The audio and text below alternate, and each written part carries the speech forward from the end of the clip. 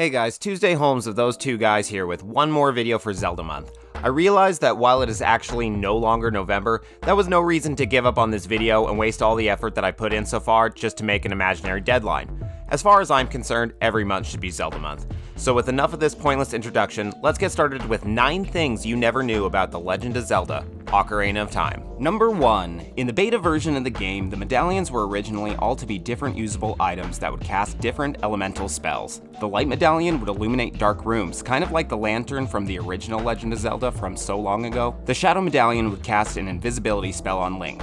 The wind medallion was a warp spell, and naturally the fire medallion would set things on fire. It seems the original idea was later condensed into the 3 spell type items that we all know: Din's Fire, Nehru's Love, and Faror's Wind. Number 2. You can kill the Skull Kids in the Lost Woods as an adult. That's right, there's no need to take shit from punk-ass Skull Kids. Just swing at them with the big Goron sword. It has enough range to hit them before they can get away from you. You're even rewarded with an enormous 200 rupees for slaying one. That's a pretty big incentive to clean up the Lost Woods. Number 3. The Song of Storms is an absolute paradox. After winning the race against Dampé as adult Link, you find yourself in the windmill of Kakariko Village face to face with this mentally unstable music man. He's sitting here fuming that nearly a decade ago, some kid that looked like you came and played him a song that broke his windmill.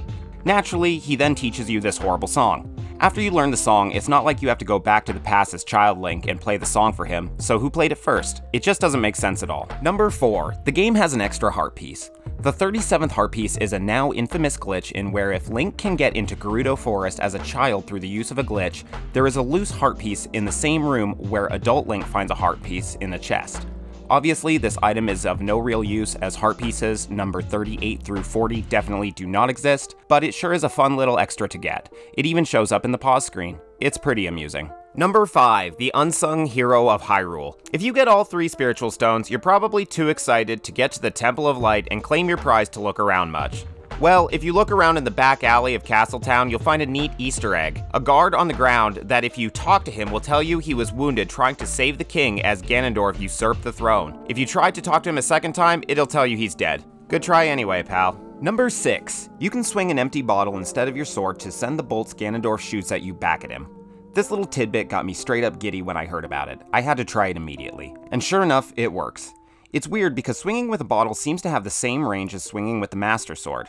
In my experience though, the bolts don't seem to land on Ganondorf nearly as easily when using this ridiculous method. It's still fun for a few seconds though. Number 7. You can also kill Ganon with Deku Nuts. Just to piggyback a little bit on our last fun fact, it's true, if you pack enough Deku Nuts with you to the final showdown, you can kill Ganon all the way to the final blow with Nuts.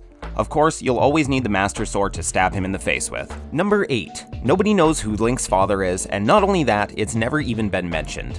Upon release, the events of Ocarina of Time were the first to occur chronologically in the Zelda series. This was later replaced by Skyward Sword being the first chronologically, much to my annoyance, but that's not the point. After defeating Goma in Ocarina of Time, the Great Deku Tree tells Link about his mother being wounded in the Great War. She passes away, leaving Link in the Great Deku Tree's care. But who Link's father might be apparently wasn't worth a passing mention. Who do you think Link's father is? Are you Link's father? Let us know in the comments below. Number 9. That owl you hate, I hate, we all hate is none other than the sage Rauru. I was actually really disappointed in myself for never realizing this. It's so obvious, even just on the surface. Look at him. Now look at him. Look at him. Look at him. Now look at him. And look at him. Yeah, I'm sure you get it. Obviously, some people did notice, and this rumor started spreading. While this theory is never explained outright in the game itself, it was later confirmed to be fact, published in the official Zelda canon encyclopedia, Hyrule Historia. And that's our list. Are there any little known facts about Ocarina of Time that we left out? I'm sure there are, so tell us about them in the comments below. If you like these kind of videos, click here to watch more of our videos like this, and as always, please consider subscribing.